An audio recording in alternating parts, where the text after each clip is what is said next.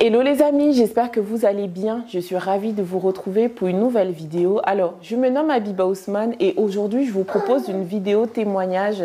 J'ai invité Nelly qui va nous parler de son histoire. Elle a perdu 3 enfants et elle a vécu une période de dépression. Aujourd'hui, elle va vraiment nous parler de son histoire et comment elle a fait pour se relever après tout ça.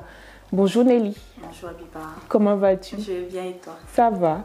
Est-ce que tu peux te présenter à mes abonnés s'il te plaît? Je suis mademoiselle Nelly Flore Ella. Je suis maman d'une petite fille, maman célibataire d'une petite fille qui a eu 1 an il y a quelques jours. Et parallèlement, je suis auto-entrepreneur. J'ai créé récemment ma structure de conseil et d'accompagnement en finances personnelles et en finances d'entreprise. Entre début 2015 et fin 2016, tu as perdu 3 enfants, donc, dont 2 c'était IMG. Donc IMG c'est interruption médicale de grossesse. Donc il y a une 3e grossesse où c'était une fausse couche. Oui, fausse couche tardive. Une fausse couche tardive. Est-ce que tu peux nous expliquer un peu plus en détail pour qu'on comprenne un peu comment ça s'est passé? Ce qui se passe, c'est qu'en 2015, je tombe enceinte, une grossesse surprise. D'accord. Voilà, on a accueilli notre bébé et on l'a accepté. Et tout se passe bien jusqu'au 5e mois. D'accord. Donc, durant la 2e échographie du 2e trimestre, on va dire, oui. La sage-femme qui me suivait m'apprend qu'il y a quelque chose qui ne va pas. D'accord. Il y a le bébé a des anomalies. D'accord. Bon, elle ne m'en dit pas plus. Elle me dirige vers la maternité Georges Pompidou, qui à son tour me redirige vers Port-Royal, vers la maternité Port-Royal, parce que apparemment c'est un cas un peu atypique. D'accord. Mon bébé a des anomalies une anomalie cérébrale. D'accord. Avec des abcès dans le cerveau, un retard de croissance. D'accord. Un retard de croissance. Et voilà, garder la grossesse était risqué pour le bébé et pour moi. Et donc ils ont commencé à faire des examens pour savoir s'il y avait les possibilités qui s'offraient à eux par rapport à la suite de la grossesse. Et il m'a été annoncé qu'il était mieux, quelques mois plus tard, de faire une interruption médicale de grossesse. D'accord. Est-ce qu'on vous a vraiment très bien expliqué clairement? Est-ce qu'il y a eu un suivi en fait derrière et comment vous avez accueilli cette annonce? Le corps médical a bien fait les choses. Sincèrement, je pense que les choses ont été bien faites. Les explications étaient claires. Il y avait un suivi. Ils étaient très attentionnés humainement. Ils ont donné de la personne.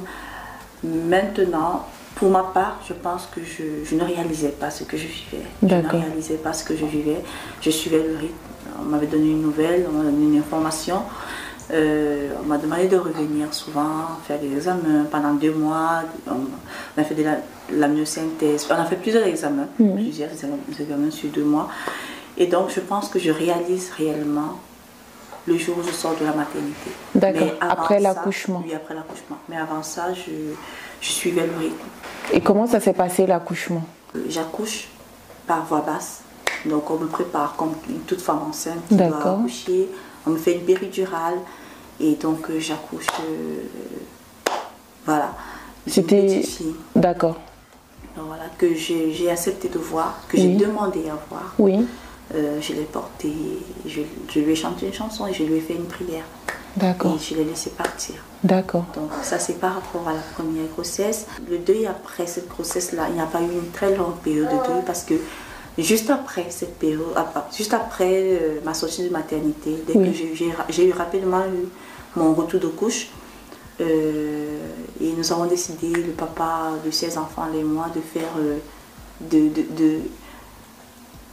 de faire un autre enfant. C'est lorsque les gens perdent généralement des enfants, ce qu'ils veulent c'est remplacer rapidement. On pense que ça va nous guérir. Bon, j'espère que ça guérit souvent, mais voilà, on pense que ça va nous guérir. Donc voilà, et très rapidement je suis retombée enceinte. D'accord. Combien de j'ai eu temps après?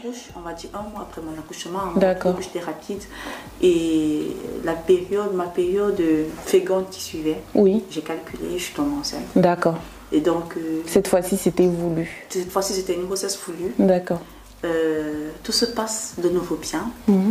jusqu'à, on va dire, au 5e mois par là. J'ai un problème avec les 5e. Oui, ça fait 2 fois de suite. Jusqu'au 5e mois par là, je pense que je ne me reposais pas assez. Et donc, un soir, je suis allée pour prendre ma douche. J'ai voulu d'abord aller uriner et je me suis rendu compte qu'il y avait une boule. Et j'ai commencé à crier. Je me demandais qu'est-ce qu'il n'allait pas. Une boule de sang? Non, une boule. D'accord. À l'entrée en fait de mon appareil génital, oui. Une boule. Donc je me suis mise à crier. Donc tu as crié? Oui. Tu t'es pas dit je vais aller aux urgences? J'ai plutôt commencé à faire des recherches sur internet pour savoir ce qui se passait. Puis je n'avais pas de contraction. Oui. Donc je me suis dit voilà, je ne suis pas en train d'accoucher. Mais je pense beaucoup plus que j'avais peur. J'avais peur de perdre. De revivre la même chose que la première fois. Oui, et donc le papa de l'enfant et moi, on s'est dit on va aller très tôt le matin. C'est tout qui se faisait déjà tard. D'accord. On va aller très tôt le matin à la maternité. Et le matin très tôt, on va dire même vers 5 heures, on a pris un taxi. On est allé à la maternité. Et lorsque je suis arrivée, j'étais convaincue que c'est mon utérus qui était descendu. D'accord. Voilà. Et donc, je suis arrivée à la maternité, j'ai dit en fait, voilà, j'ai mon utérus qui est descendu. La dame qui m'a reçue a rigolé. Elle m'a dit, mais c'est pas possible, vous êtes trop jeune pour que votre utérus descende. Et pendant l'examen, on se rend compte que la poche des os est descendue. D'accord. Et la sage-femme qui m'a examinée, elle m'a dit, bon voilà, on va vous garder. Maintenant, il est question de voir est-ce qu'il est possible de remettre cette poche des os dans votre utérus si elle n'a pas été infectée. D'accord. Et donc, quelques heures plus tard, la sage-femme m'informe que voilà, elle est désolée parce que la poche des os a été infectée et donc je dois accoucher. D'accord. Une fois de plus. Une fois de plus. Et donc, une fois de plus, une préparation à l'accouchement, les péridurales et tout. J'accouche par voie basse d'une petite fille que je n'ai pas accepté de voir cette fois-là. D'accord. C'était trop dur, oui. C'était difficile, mais le deuil après cette perte d'enfant, je pense que je fais un déni. D'accord. Parce que je me rappelle très peu avoir pleuré. D'accord. Je fais un déni. Je me rappelle ma petite soeur, le mari de ma petite soeur a demandé à ma petite soeur, tu es sûre que Nelly va bien? Parce que quand ils étaient venus me voir à la maternité, je riais, j'étais comme si de rien n'était. Je pense que je faisais un déni. Je ne pense pas que c'était de la force, je pense que je faisais un déni. Je ne réalisais pas ce que je vivais. Je refusais d'accepter ce que je vivais, je pense. Et je décide rapidement de me relever. D'accord. C'est clair que tu voulais passer à autre chose, parce que tu voulais pas accepter. Je voulais pas accepter. Donc je décide rapidement de passer à autre chose. Donc je faisais un master en management, un master 1 en management. Je dis non, là j'ai toujours voulu faire de la finance, du business, non, de l'entrepreneuriat. Oui. Et donc je me mets à postuler pour des écoles de commerce, voilà, pour que ça m'occupe aussi beaucoup et tout. Et donc je postule pour les écoles de commerce, je fais des concours, je prépare des concours et tout. Et finalement, les écoles de commerce m'acceptent au mois de juin. D'accord. Et quelques temps après, je me rends compte que je suis de nouveau enceinte. D'accord. Une troisième fois. Une troisième fois, mais cette grossesse-là, je ne l'accepte pas. Là, c'était encore une grossesse surprise? Là, c'était une grossesse surprise aussi. D'accord. Comme la première. D'accord. La seule grossesse qui était acceptée, qui était voulue, c'est la deuxième. D'accord. Mais là, je n'accepte pas cette grossesse. Et je pense à interrompre la grossesse. D'accord. Ce n'est pas dans mes principes, ce n'est pas. Est-ce que ce n'était pas dû à la peur de revivre ce que tu as vécu 2 fois déjà? Oui, j'avais énormément peur. Pour moi, tu sais, pour certaines femmes, grossesse, on se projette, on se voit maman. C'est un événement heureux. C'est quelque chose de bien qui va nous arriver. Pour moi, à ce moment-là, grossesse, c'était tristesse et pleurs.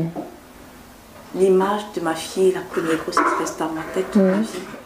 Donc, pour moi, c'est que ça va se reproduire. Mais le papa de ces enfants-là s'est opposé. Il m'a dit, on va garder ces enfants-là. Peut-être c'est lui qui vivra. Et donc, au final, on garde.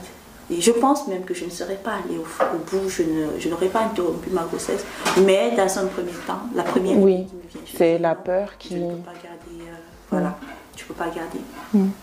Bon, alors, c'est les aléas j'allais dire du direct, mais bon, ça a été enregistré. Elle veut sa maman, donc on ne peut pas faire autrement. Donc, Nelly va continuer à nous raconter son histoire. mais avec son bébé. Donc, elle participe à la vidéo.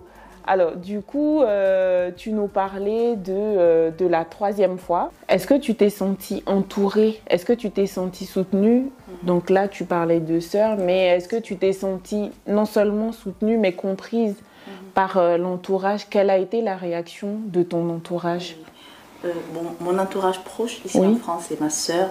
Voilà, ma sœur, voilà, je lui suis éternellement reconnaissante pour sa présence et pour tout ce qu'elle a pu faire. Voilà. Il y a des moments où on ne sait pas comment aider. Tellement j'ai souvent été...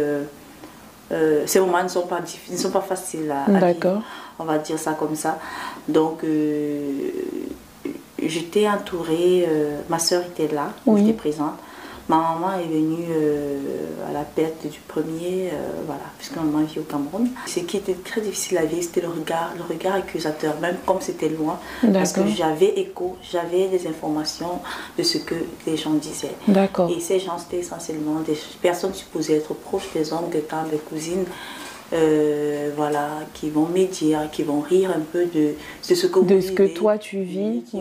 Surtout qu'à ce moment-là, toutes les filles de mon âge, on va dire les cousines de ma génération et tout. Ma soeur était d'ailleurs enceinte. Je suis l'une des dernières à donner vie. Voilà, si on veut voir ça comme ça, parce que moi j'estime qu'il n'y a pas lieu de comparaison. La vie, elle est comme elle est. Et c'est pas parce que j'ai un enfant que je suis heureuse. Moi, je ne vois pas les choses comme ça. Je n'appréhende pas les choses de cette façon-là. Mais voilà, c'était une réalité. Les gens venaient me dire ce que les gens disaient. Et c'était dur, ça aussi. Parce que tu devais gérer déjà tout ce qui... Voilà, ta douleur, plus ce que les gens... Parce qu'à un moment, on dit, mais peut-être, à la limite de me dire que je suis stérile, c'est quand on dit à une femme chez nous qu'elle est stérile, c'est comme une blessure. Tu vois, il y a des femmes qui ne vont jamais donner vie. Est-ce que ça veut dire qu'elles sont des sous-femmes pour autant? Est-ce que ça veut dire qu'elles ne méritent pas de vivre? Est-ce que ça veut dire qu'elles ne doivent pas? Elles sont destinées à ne pas être heureuses? Voilà les questions que moi je me suis posées. Tu vois, j'aurais pu être stérile et alors il aurait fallu que j'aille au-delà de ça et de vivre pleinement ma vie. Parce que je pense que la vie, je le pense réellement, je ne pense pas que la vie soit injuste. Tu as ta réalité et c'est à toi de faire avec ta réalité. Soit cette réalité, tu acceptes qu'elle t'oppresse et que tu vives mal ta vie, soit alors tu vas au-delà de ça et tu apprécies la vie avec ta réalité, avec les paramètres de ta vie. Parce que lorsque je commence à vivre cette succession de deuil périnatal, je me dis, au début, la première fois, je me dis, j'aurais bien voulu être en Afrique. J'aurais bien voulu être chez moi, entourée des miens. J'aurais eu des gens autour de moi, des gens qui viendront. Et avec le temps, je me rends plutôt compte que la vie m'a épargnée en me faisant vivre cela loin. Parce que lorsque je me mets à écouter ce qui se dit et tout, tu es déjà dans la douleur, tu es dans le deuil. Mais toi qui es affligé, c'est sur toi encore qu'on veut mettre la culpabilité. C'est ta faute. C'est de ma faute. Peut-être on l'a gâté, peut-être on a vendu ses enfants, peut-être ses parents ont vendu ses enfants, peut-être sa maman a vendu ses enfants, peut-être on a mangé son utérus, il faut. Il y a des personnes aussi malveillantes, je vais en profiter, qui vont vous appeler pour vous dire, ah, il y a telle personne qui lave, il y a telle personne qui fait ceci, il y a telle personne qui profite de votre vulnérabilité. J'ai eu à recevoir des appels d'une personne très très proche de moi, qui est supposée être très proche de moi, pour me dire voilà, il faut essayer d'aller voir tel. Et moi, peut-être à cause de ma formation, je suis très cartésienne aujourd'hui. Moi, j'ai besoin de preuves. Moi, j'étais issue dans le domaine de la finance. On fonctionne beaucoup avec on va peut-être parler des éléments, des preuves. Et moi, si quelque chose n'est pas concret, si quelque chose n'est pas vérifiable, je n'y accorde pas de l'intérêt. Dans la 3e grossesse, je le vis même très mal. Je suis à la limite de vouloir... avorter. Voilà, interrompre ma grossesse. Sincèrement, je me dis non. Pour moi... Est-ce que c'était pas de peur de revivre ce qui s'est passé. Voilà, c'était quand même une troisième fois et j'avoue que je ne me voyais pas en tant que maman. D'accord. Tu vois, puisque ce que j'ai eu l'habitude de vivre là, c'était des deuils, c'était des tristesses. La grossesse pour moi était synonyme de tristesse. Tu vois, et donc au final, le papa de l'enfant était vraiment insistant et je pense que je ne serais pas allée au bout de la grossesse, mais j'étais beaucoup plus dans une période de crainte, de doute. Oui. Tu vois, et donc au final, ça se passe comme les premières grossesses. La première, l'échographie du premier mois se passe bien et l'échographie du deuxième trimestre dramatique. Et là, de nouveau, on m'apprend qu'il y a une récidive de ce qui s'est passé la première fois. Et là, c'est même plus grave parce que là, c'est une polymalformation. Il y a beaucoup de malformations. Il y a les abcès dans le cerveau du bébé encore. Il y a le rein qui est défaillant. Il y a encore un retard de croissance. D'accord. Cette fois-là, je sombre. Cette fois-là, c'est une fois de trop? Oui, je touche le fond. Cette fois-là, je me rappelle lorsqu'on me l'a appris. Je me rappelle lorsqu'on me l'a appris, on me donne l'information à la maternité, j'avais le papa des enfants avec moi. Et donc je tenais son bras comme ça. Oui. Et je me suis mise à appuyer son bras parce que je voulais savoir si je vivais, c'était réel ou si c'était un rêve. Tu vois, je pense qu'un moment, un temps soit peu, un moment, je suis sortie de moi. Oui. J'avais l'impression d'entendre, je n'entendais pas. Et donc je lui demandais, qu'est-ce qu'il a dit? Est-ce que c'est vrai? Oui. Est-ce que j'ai bien entendu? Pourtant, le spécialiste était là, il venait de me donner l'information parce que à la troisième grossesse, j'étais beaucoup plus suivie par des spécialistes. Oui. Parce que j'avais des antécédents et tout. Et donc, le spécialiste était là et donc, je me posais la question, plus je le touchais, je me posais la question, plus je réalisais en fait. Et donc là, je sombre. Là, dès cet instant-là, je sombre. Je vais pas bien. Je sais ce qui m'attend. Contrairement à la première fois où je ne savais pas où j'allais, je savais que j'allais faire des examens. Donc ils ont pris le temps de recommencer à m'expliquer. Mais je n'entendais plus. Même le lendemain, quand je venais, je n'entendais plus. Quelques jours après cette annonce, je commence à faire des recherches sur des femmes africaines ayant vécu ce que j'ai vécu. Parce que je me demande, mais qu'est-ce qui ne va pas, Douanélie? Qu'est-ce qui ne va pas? J'ai péché à quel niveau pour vivre ce que je vis? Et j'avoue que je tourne le dos à Dieu parce que je me dis, Dieu ne peut pas permettre, ne peut pas autant affliger une personne. J'étais une jeune femme. Donc j'estimais que je ne méritais pas de vivre ça. Oui. J'ai mes défauts, mais j'estimais que j'étais trop jeune pour vivre. On estime que certaines expériences sont destinées à des personnes plus âgées. On ne s'imagine pas avec 25, 26, 27 ans. Tu avais perdre trois enfants comme ça. Ça s'est passé, tu avais entre 25 ans et... Ah oui, 26, 27 ans. D'accord. Et donc, voilà, je sombre. Je ne veux pas qu'on me parle de Dieu, je ne veux pas. Donc voilà, je fais des recherches sur des femmes africaines ayant vécu ce que j'ai vécu et je n'en trouve pas. En 2015, je n'en trouve pas. Voilà, là c'était en 2016, je n'en trouve pas. Et donc, je me dis, ça veut dire que j'ai un problème. J'ai réellement un problème. Peut-être je suis vraiment maudite parce que j'ai suivi ça des cousines qui ont eu, on me l'a rapporté et qui ont dit. Lorsque je ne trouve pas de témoignages de femmes noires africaines auxquelles je peux m'identifier parce que je cherchais des femmes qui te ressemblaient. Cela, oui, et qui se sont relevées. Je pense qu'inconsciemment, je cherchais quelque chose à quoi m'accrocher. Et lorsque je n'en trouve pas, je ne sais pas exactement à quel moment, je pense que je tombe dans des recherches de moyens pour sauter la vie. Oui. Tu vois, et c'est ce qui devient mon quotidien pendant les 1 mois où on me fait des examens. Parce que cette fois-là, les examens avant l'interruption médicale de grossesse ont duré 1 mois par là. D'accord. Et donc, à ce moment-là, mon quotidien, c'était je faisais des recherches jusqu'à ce que je tombe sur 2 méthodes où je devais faire mon choix. Et voilà, au final... Et pendant tout ce temps, tu portais encore cette grossesse? Oui, voilà. C'est très difficile à vivre. Je ne sais pas comment expliquer ça. Tu sais, lorsqu'une femme enceinte sent son enfant bouger, c'est la joie. Moi, je sentais mon enfant bouger en moi. Mais tu savais qu'il n'allait pas vivre. Oui, je devais taire cette sensation, ce que je ressentais. Parce que je ne pouvais pas célébrer. Et je faisais mine de ne rien ressentir. Je ne sais pas comment expliquer ce que je ressentais, mais c'est quelque chose de très difficile à vivre. Tu comprends? C'est très très difficile. Donc je combattais ma maternité. J'espérais que l'enfant ne bouge pas. Et quand il bougeait, c'était très difficile à vivre. Donc au final, après, on va dire après un mois par là, on programme mon interruption médicale de grossesse.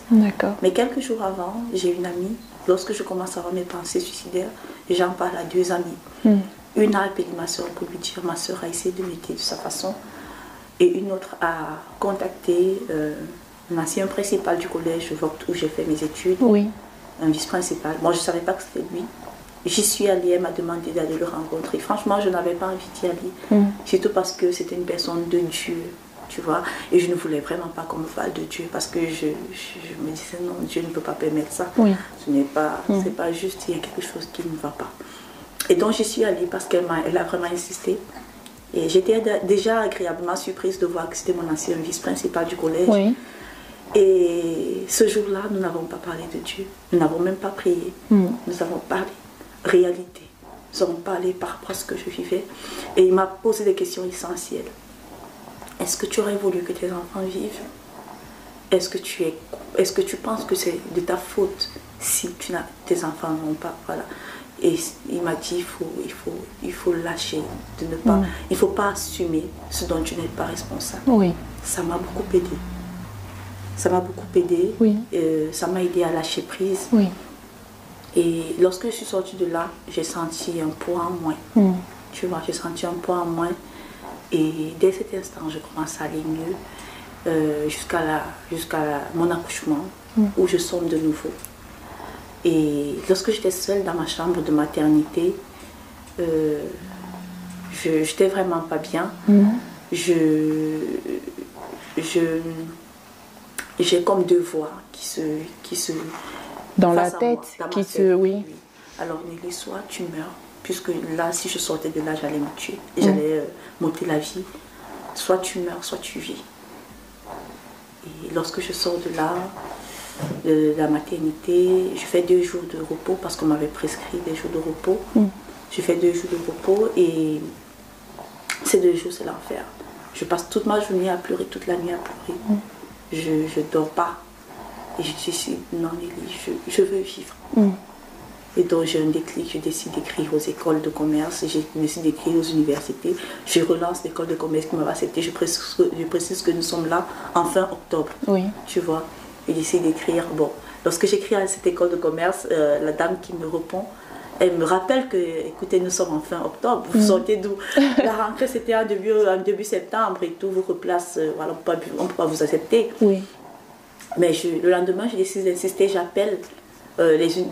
J'avais bien sûr des réponses d'autres écoles que j'avais, voilà, des réponses bien sûr négatives. Mais voilà, j'avais décidé de m'accrocher. J'ai rappelé le lendemain, j'ai décidé de demander à parler au responsable des masters. Et il m'a reçu 2 jours plus tard. Et il me fait comprendre que voilà, j'ai vraiment été insistante, j'ai raconté ce que j'ai vécu, ce que je vivais. Et je leur ai dit, je vais réussir. Donnez-moi ma chance de reprendre mes études. Donnez-moi ma chance de reprendre mes études et tout. Et voilà. J'y allais pour faire un master en business. Et ils m'ont dit, voilà, c'était plus possible, il fallait que je fasse finance. Et donc j'accepte de faire finance. Et du jour au lendemain, c'était très difficile parce que mes cours étaient en anglais, j'avais pas un bon niveau en anglais. Donc il fallait, tous les jours quand je rentrais, il fallait que je travaille. Je devais traduire mes cours en anglais, je devais rattraper les cours de 2 mois. Parce que le semestre était presque fini. Donc, et donc finalement, un jour, 2 jours, 3 jours au fil du temps, je me suis créé un nouveau quotidien. 3 semaines après mon accouchement, lorsque j'ai regardé en arrière, je me dis, mais ça fait 3 semaines que j'ai accouché. Mais aujourd'hui, je ne pleure plus. Parce que ma tête était obligée. Tu t'es focalisée sur... Voilà, c'était un échappatoire. Voilà, c'était un échappatoire qui m'a sauvé la vie. Et donc, au final, après 3 ans, j'ai obtenu mon master. Bravo. Merci, Valérie. En 2020, j'ai obtenu mon master en école de commerce en finance d'entreprise, audit et contrôle. Et donc, j'ai créé récemment mon entreprise de conseil. Voilà. Quelle femme forte. Merci, ma chérie. Franchement, voilà, quel parcours, oui. Je ne souhaite à personne de vivre cela, mais j'estime que j'ai eu 2 vies. J'estime que j'ai eu une vie avant ces épreuves-là, et une vie après. Je pense que j'ai eu la grâce de mes épreuves parce qu'aujourd'hui, je vois les choses, je vois la vie différemment. Oui. J'appréhende les choses différemment et j'ai beaucoup plus de respect pour la femme que je suis aujourd'hui. Je n'avais pas forcément beaucoup d'amour propre. Avant ça, avant ce que tu as traversé, oui. Oui, ma vie a complètement changé après. Et j'avoue préférer cette vie que je mène aujourd'hui. Je voudrais en fait interpeller les femmes qui vivent. Vous savez, tu sais, on peut vivre des épreuves. Et ensuite, ça dépend de ce que tu fais de ces épreuves-là. Soit ces épreuves-là te forgent, et te fortifient, t'amènent vers autre chose. Soit tu décides de rester dans ta souffrance. Et tu ne vas pas au-delà de ça. J'estime également que l'entourage y est pour beaucoup également. Entourez-vous, il faut s'entourer de bonnes personnes.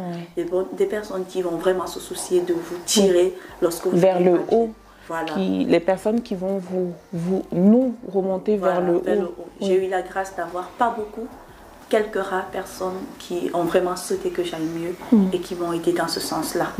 Voilà. Donc, ma vidéo aujourd'hui avec toi, mon partage n'est pas de faire croire aux femmes qu'aujourd'hui que je suis maman, de les encourager à tenir bon parce qu'au final elles vont finir par avoir un enfant et elles auront triomphé. Non. Cette vidéo, c'est ce partage que je fais aujourd'hui, j'ai eu besoin de le faire avant même d'avoir ma fille. Je ferai une autre vidéo sur mon parcours pendant ma grossesse en tant que maman célibataire. Donc j'en parlerai une prochaine fois.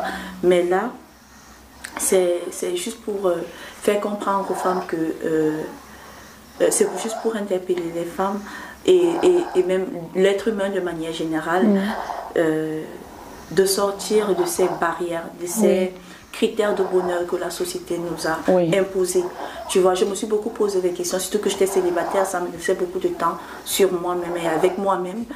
Je me suis beaucoup posé des questions sur les raisons pour lesquelles je voulais être maman. Pourquoi il fallait que je sois maman? Est-ce que c'est ça qui définit mon bonheur? Est-ce que si je suis maman, j'aurais tout réussi? Voilà. Donc, l'idée, c'est d'amener l'être humain, d'amener les gens à beaucoup plus rechercher plutôt la paix intérieure, la paix de soi. Avec soi, être bien avec soi-même avant de vouloir... Voilà. Et surtout aussi de se préparer à tout et d'appréhender les choses de certaine façon. Parce que je pense que les choses ou les événements de la vie prennent un certain poids en fonction de comment on les appréhende. Tu vois, aujourd'hui je suis maman célibataire, je n'ai pas de papa de ma fille, mais j'ai ma fille qui est en santé. Je suis la personne la plus comblée aujourd'hui. Ça ne veut pas dire que des femmes qui n'ont pas d'enfants ne doivent pas être heureuses. Je suis obligée de faire avec ma réalité. Aujourd'hui, ma réalité, c'est ma fille. J'aurais bien pu ne pas avoir cette réalité-là. Mais il aurait fallu que j'aille au-delà de ce que je n'ai pas, mais ce que j'ai, et de vivre avec et de vivre heureuse avec ce que j'ai. Tu vois, ma fille n'est pas un gros fait. Tu sais, je pense que la vie, tout se perd dans la vie. Parce que tout se perd. Il ne faut pas construire sa vie absolument centré sur quelque chose. Sinon, lorsqu'on perd cette chose, on meurt. Tu vois, aujourd'hui, moi j'ai toujours été convaincue que j'étais casanière. Aujourd'hui, je veux vivre, je veux faire des voyages. J'espère réussir dans mon projet professionnel. Tu réussiras pour sécuriser l'avenir de ma fille, pour me sécuriser aussi financièrement. Et surtout, j'ai une fille aujourd'hui qui sera une femme demain. Je ne sais pas si je serai là lorsqu'elle sera femme demain. Je ne sais pas, parce que c'est une femme, il est possible qu'elle vive ce que j'ai vécu et que, parce que ces pères d'enfants, beaucoup de femmes le vivent, donc il est possible qu'elle le vive. Et je pense que ça serait un échec si elle est demain face aux mêmes difficultés d'information que moi j'ai eues. Oui. Si demain elle cherche également des femmes africaines, des femmes noires auxquelles elle veut s'identifier vis-à-vis de ces épreuves qu'elle pourrait vivre, parce qu'elle en vivra des épreuves, c'est la vie. Ça serait un échec que moi j'ai cette expérience-là et que je ne puisse pas la partager avec elle. J'espère qu'aujourd'hui ce que j'ai vécu aide, mon témoignage aide. Ça aidera d'autres femmes. C'est le plus important. C'est le plus important. Moi, je voulais te féliciter parce que, comme tu disais, tu cherchais le témoignage des femmes qui te ressemblaient et tu n'as pas trouvé, tout simplement parce que chez nous, je parle de l'Afrique en général, tout est tabou. Il faut vivre et il faut taire ses souffrances. Il faut souffrir en silence. Il faut souffrir en silence. Merci beaucoup Nelly pour ton témoignage. Merci encore, mille merci. C'est moi qui te remercie. Tu es une femme forte et je suis certaine que cette vidéo va aider beaucoup de femmes. Merci encore. Merci ma belle. Je vous dis à très bientôt pour une nouvelle vidéo et n'hésitez pas à mettre en commentaire est-ce que vous avez vécu une situation similaire, comment vous avez fait pour vous relever. Merci beaucoup et à très bientôt pour une nouvelle vidéo.